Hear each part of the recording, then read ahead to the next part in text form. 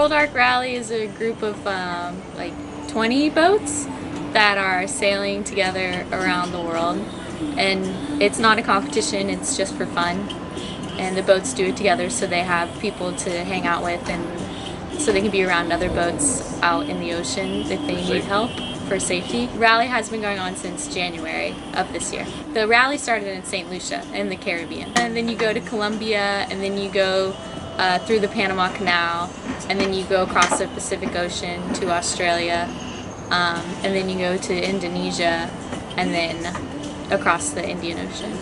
It ends in April of next year in St. Lucia. When we left Australia, we provisioned for a long time, so maybe like a couple of weeks or a month or and a half. We just go to the grocery store in each port and provision.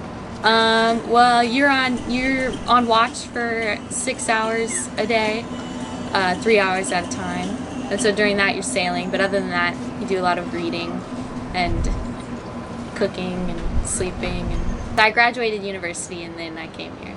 A lot of people do it because they've just retired, and they want to do it, or I don't know. My dad wanted to do it, and so I tagged along. A sailboat works on wind. We don't carry enough diesel to motor very far. We carry enough diesel to leave port, to come into port, and to motor some distance between ports, but we can't motor from port to port.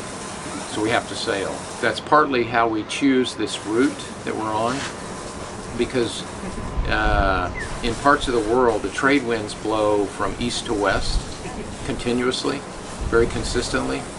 So we're sailing the trade wind route around the world so that we have wind. So sometimes does it happen that there's no wind? Yes, that happens. And then you either motor or you wait.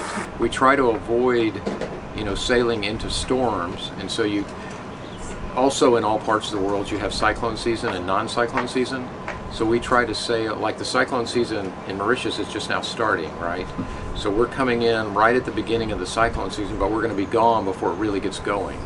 So, we would not come here like in 2 or 3 months, probably, because it'd be too much of a risk of running into a cyclone. When it's rough, well, we shorten sail, we sail with less sail, we close everything up, we try to be very careful, cautious. We try to manage the boat to those conditions. And the boat's pretty strong, it'll handle it. You see a lot of clouds, wind, waves. We saw a humpback whale coming in here, right off the north end of Mauritius. You see whales, porpoises, dolphin. We fish. It's been 10 months now, and it's been going really well. And since then, we've seen, an awful lot of places so far, and a lot of really beautiful islands, and met a lot of amazing people. The food's probably been the best part.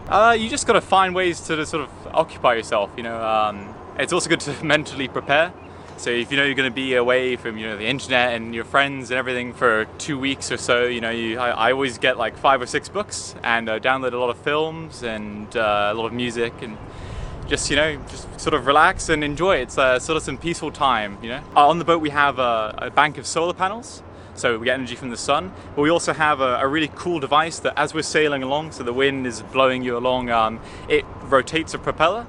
And the drag rotates the propeller, and that charges the batteries too. Sort of like a wind generator, but in the water. So that works really well.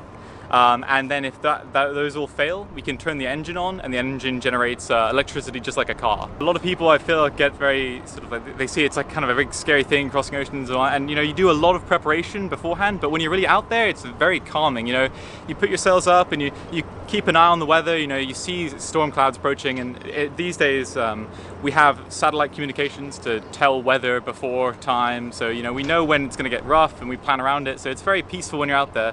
It's all about the preparation.